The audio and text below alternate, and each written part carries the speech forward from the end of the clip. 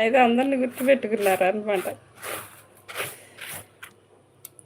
కుమారి గారు చిన్నారి పెళ్లి కూతురు అయితే పృథ్వీ గారు అంత లేదులేండి.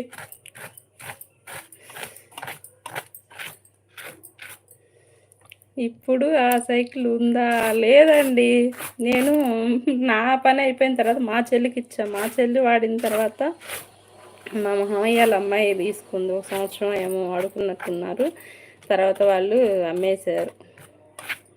నాకు బాధేసింది. ఎందుకంటే నేను కష్టపడి ఆ డబ్బులతో నేను సైకిల్ కొనుక్కున్నాను.